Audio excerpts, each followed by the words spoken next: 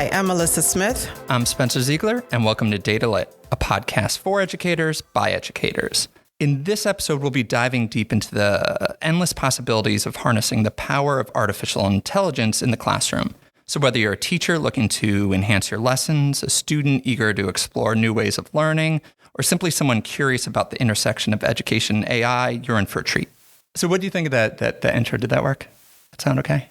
That sound normal? That sound human? Do you get where I'm going with this? Oh, can I tell the difference? I'm not that good yet. Yeah. So that intro. So definitely that intro does sound very, very human because you see the mistakes. But I think if you sounded more, I like the ba ba da da da. But it's so much better than that now. Oh, is it? And that's the point. Yes, exactly. You can't tell. Exactly. Right. So that intro, I plugged the prompt into ChatGPT and had it write it for me. Oh my God. Yes. So I thought that was an appropriate way to start this conversation, to get a sense of what we're talking about, what we're grappling with when we think about what AI can do in the classroom. But Melissa and I were interested in this topic, but we're by no means experts. So we wanted to turn to a guest that can join us. So we are honored today to be joined by Allison Reid. Allison, thank you for joining us. Absolutely. Thanks for having me. Yeah. And do you mind, can you tell us a little bit about what you do in Wake County? Sure. So I'm the Senior Director for Digital Learning and Libraries here in Wake County Public Schools. And that means that I get to lead all of the instructional initiatives that are enhanced and influenced by technology. So I lead a team that supervises our digital resources, who work with teachers in the classroom with implementing technology efficiently and effectively, hopefully, to increase learning or improve learning outcomes for students. And also part of my team, I lead our libraries. And so all of the librarians in the district, I'm fortunate enough to work with them.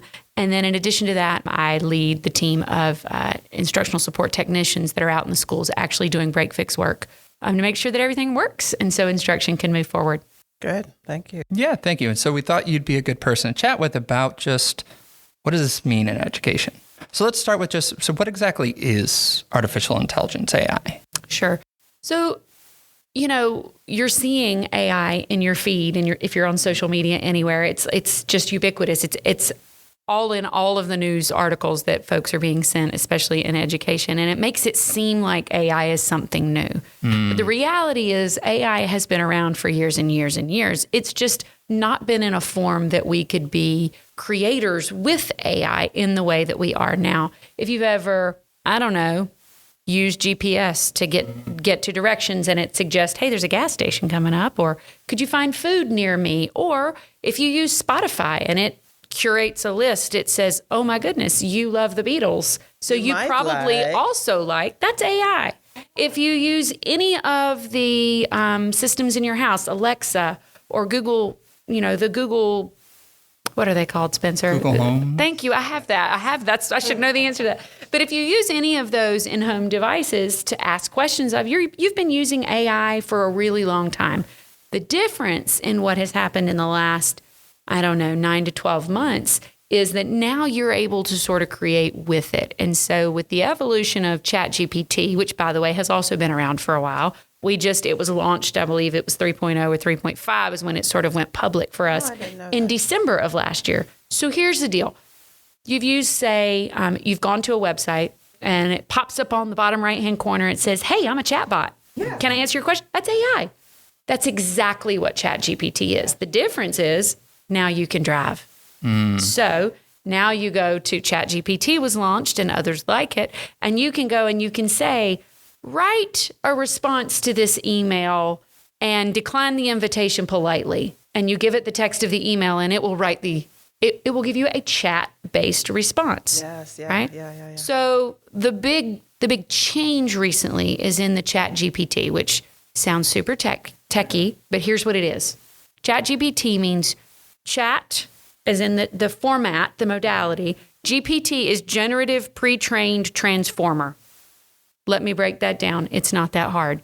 Pre-trained means that these chatbots, these engines, are looking through a data set and predicting an appropriate response in a chat-like format, right, based on the data set that it's evaluating. Now, here's the catch. This engine has been trained on data that is available online prior to 2021. So if you ask it a current event, it hasn't been trained on that. So if you ask it something new, like super new, that is the queen alive? That's right. Yeah. If you ask it about the queen, it doesn't know the queen is dead, because that's not what it was trained on.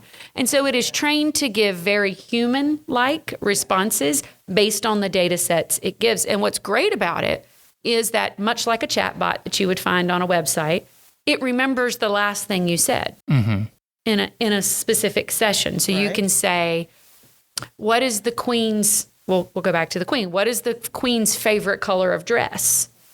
Right? And it might give you a response based on what it knows from its data set, and it would be a narrative response. And you can say, what about her shoes?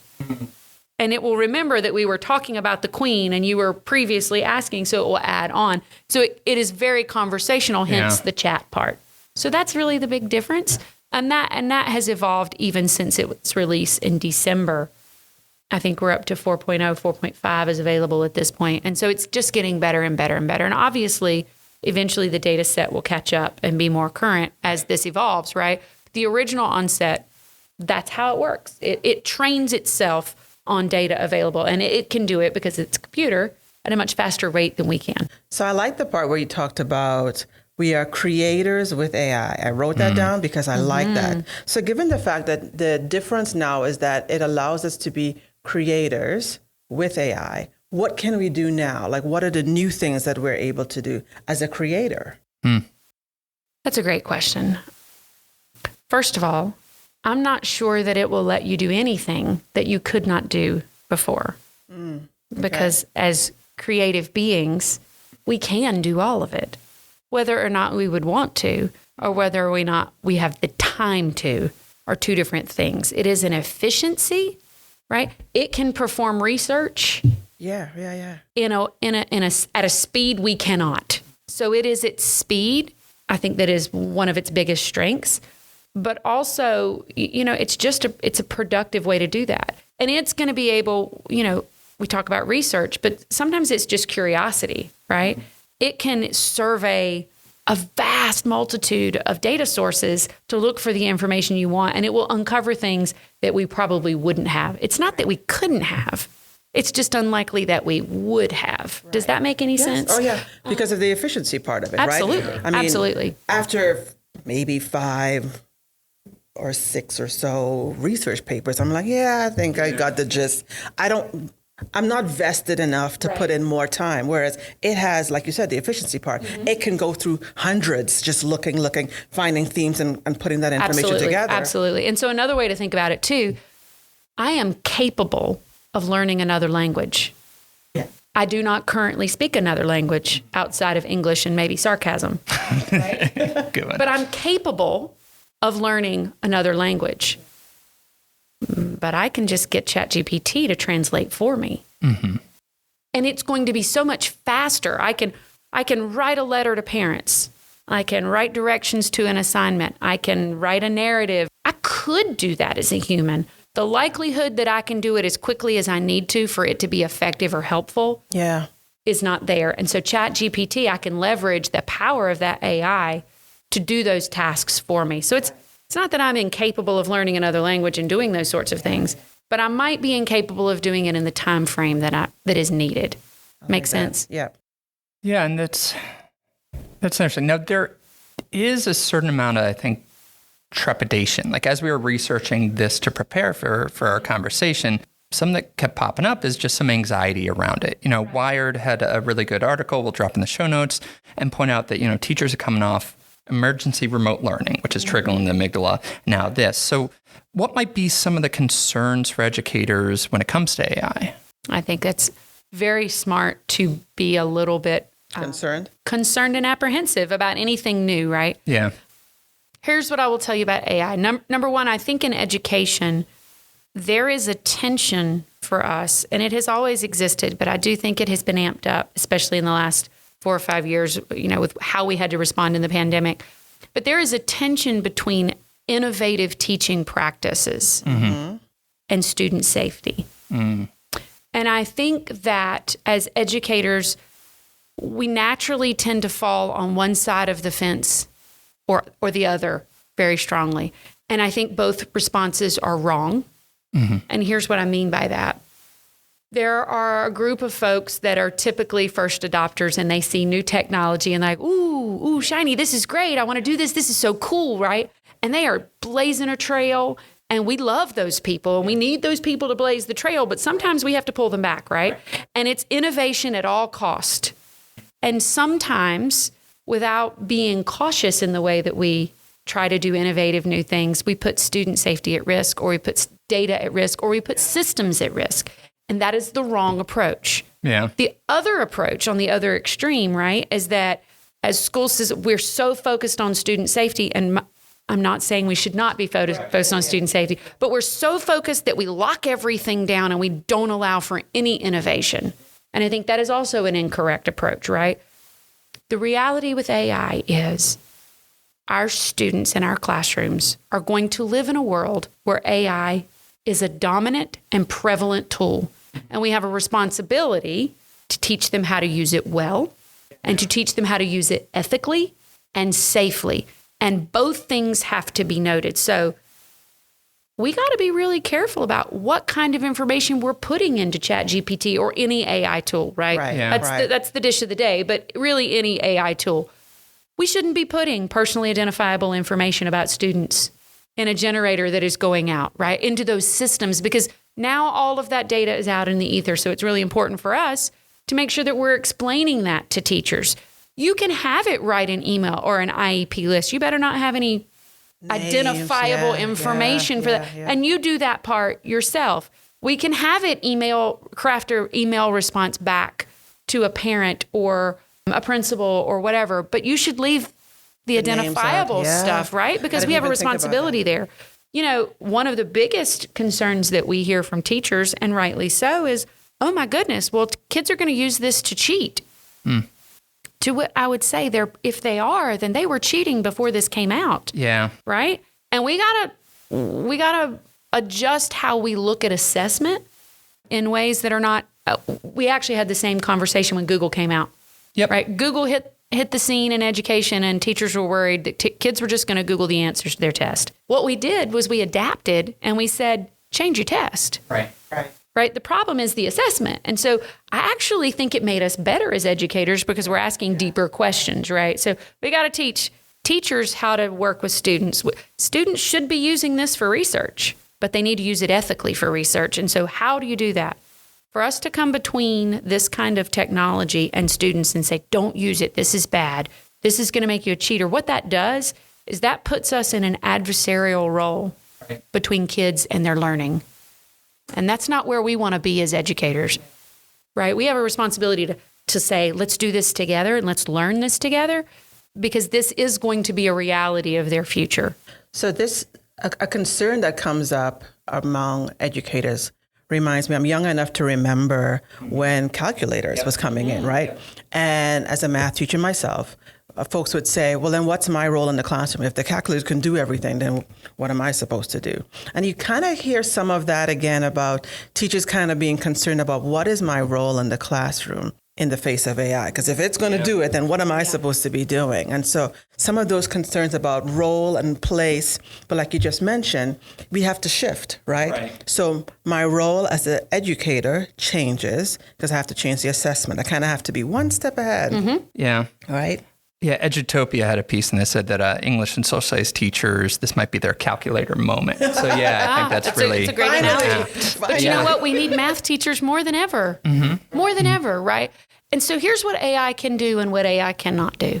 AI is really good at helping students with those lower level Bloom's achievements, right? It does remembering, understanding, and applying really well, right?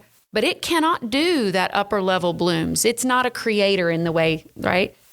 Like it's efficient, right? It's just gathering data, but it can't create in the same way that it cannot relate to personal experience. Right. It, evaluating, analyzing, it doesn't do that stuff as well, right? And so we know that that's actually the hardest place to get growth out of kids anyway. So what if you use AI as the scaffold? And here's the other thing I would say about what is our role. The role of a teacher is to build a relationship with students to help affect their learning and their success. And AI and computers are never, ever, ever going to do that, ever.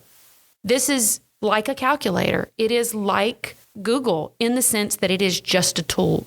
It is going to amplify good instruction. Mm-hmm. It can also amplify bad instruction. And so we have to make sure that we're educating our staff and our kids, right, on how this works so that that's not the case. But, great teaching is still about relationships. That is never going to change. Our best teachers are the ones that know their kids by name and by need, right? That is never going to be replaced with technology. However, I do think that teachers who can utilize that technology are going to be more successful in garnering student success, but also in building relationships with those students, because that is the world in which they live. Yeah. That's a good point.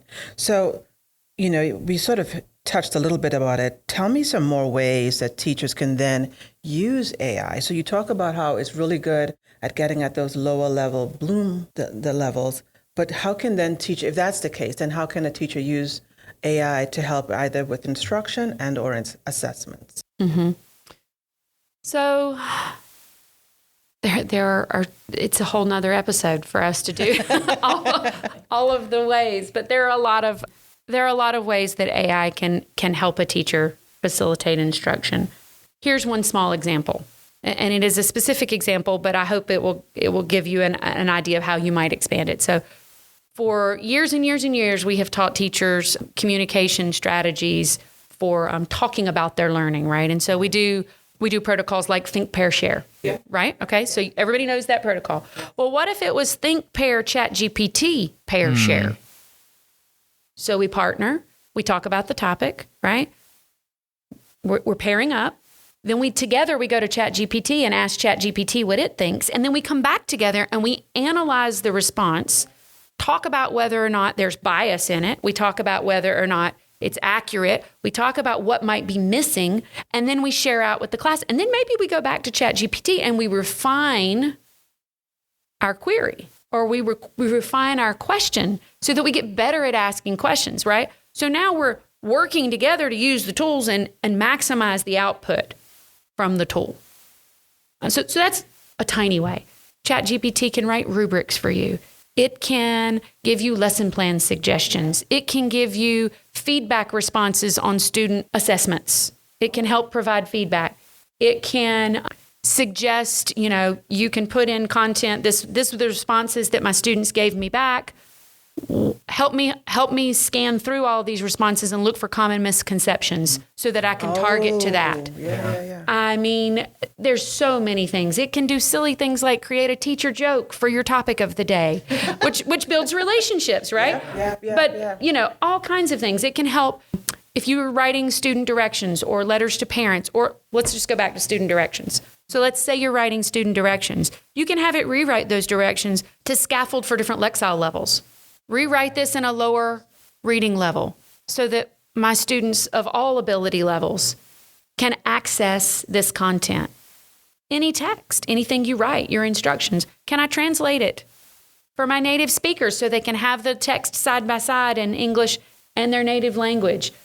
Again, it's not that a teacher couldn't do that if they had infinite hours. Right. But anytime I can give a teacher a tool that gives them time back, that's a game changer for a teacher, right? And it can be a game changer for students if we teach them how to use it well and don't make it this taboo thing. Yeah. Okay, so let's lean into that. So how might students use AI effectively and efficiently then? It is really great with research. It is really great with quick fact finding. It is really great for a beginning place. Think of it. Sometimes I've worked with a few teachers, and think of this as a recipe. Now, when I go to my kitchen and grab a recipe, I'm not cheating.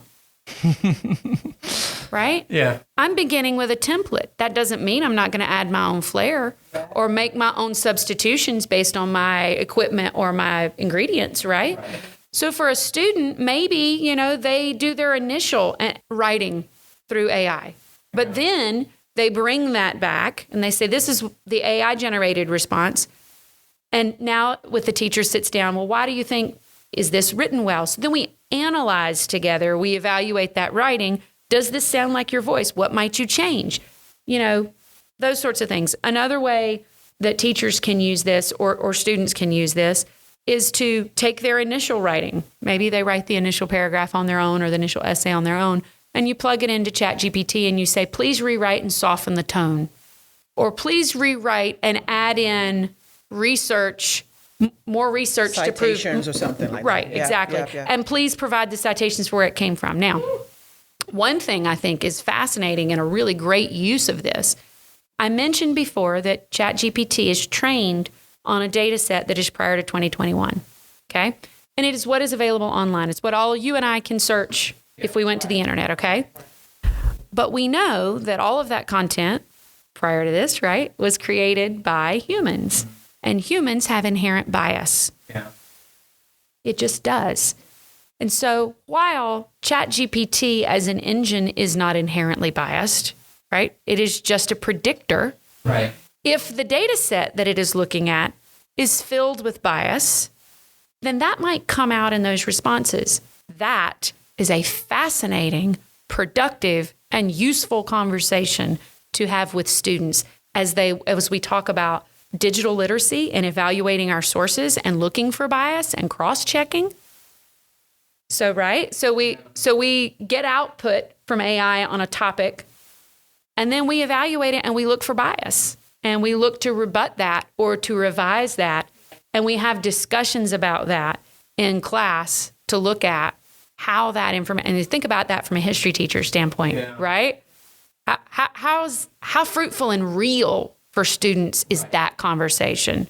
So those are good ways to use it. And I think they're very real ways that also double as teaching kids about inherent bias in some of these tools, right? Yeah. It strikes me that the skills that students are going to need to use here are the very ones that, like, we're in the middle of talking about our strat plan and kind of fleshing out that we're saying our kids need these skills. What are some authentic ways that we can do that? Get them thinking critically, evaluating, synthesizing, finding what is accurate and inaccurate, all those kind of things there. So it does, it's challenging and sure can be anxiety inducing in some ways. I understand, but it does give us an authentic way to have kids refine and get feedback on these skills. Absolutely. Because we know that there's incorrect information on the web, right?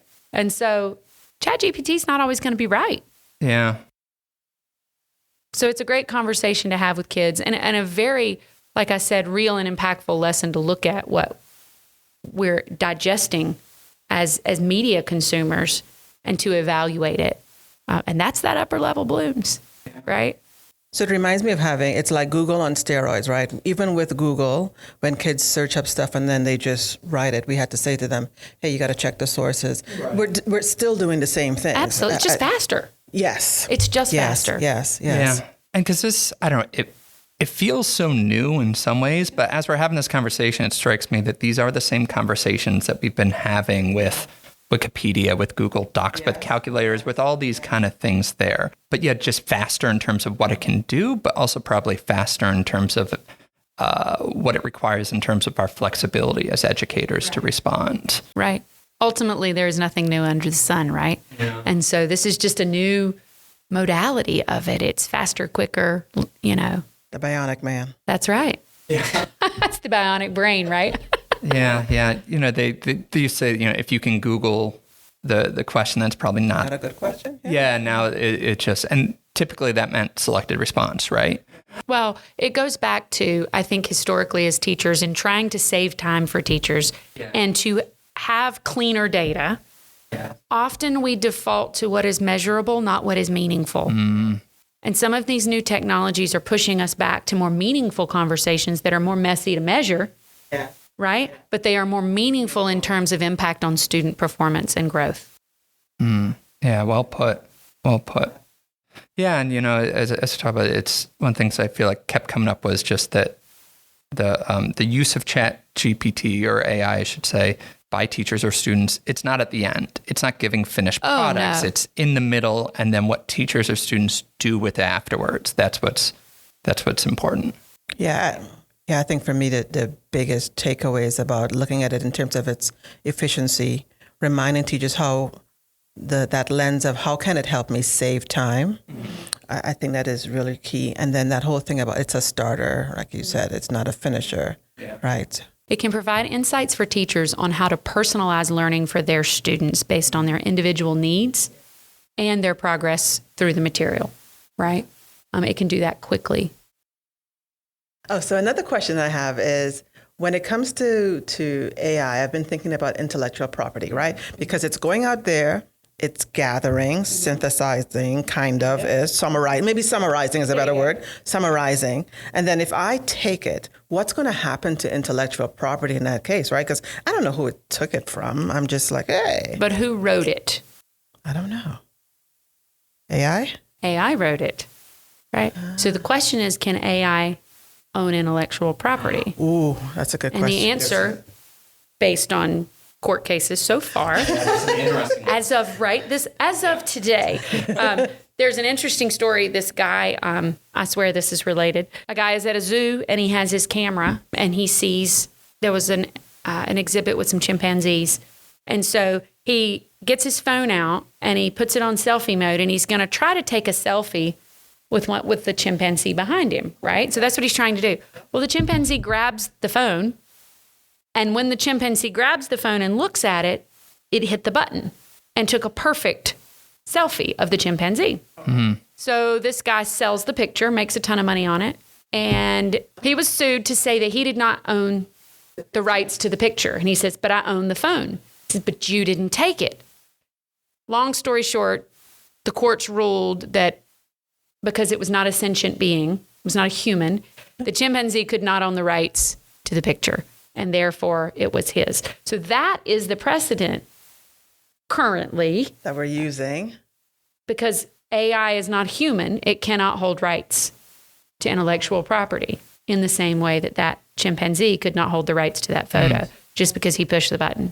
Got you. Okay. So you kind of see the parallel, which is fascinating to me. Now, I will say that there's a whole lot of talk and chatter about AI designed to ferret out AI. You know, did you write this? Was this written by AI? And it's very Blade Runner. Sure. And if you want to spend your time doing that, have at it. But that's not actually moving the needle for kids. Right. You're better off to say, let's use AI to write this, and now let's make it better. Yeah. Right? And work with the kid to have the conversations as you go along to build their writing skills so that they are not dependent on ChatGPT, but they rather can use it as a tool, as a template. I don't know any teachers who get marked down when they use a PowerPoint template to start their lesson.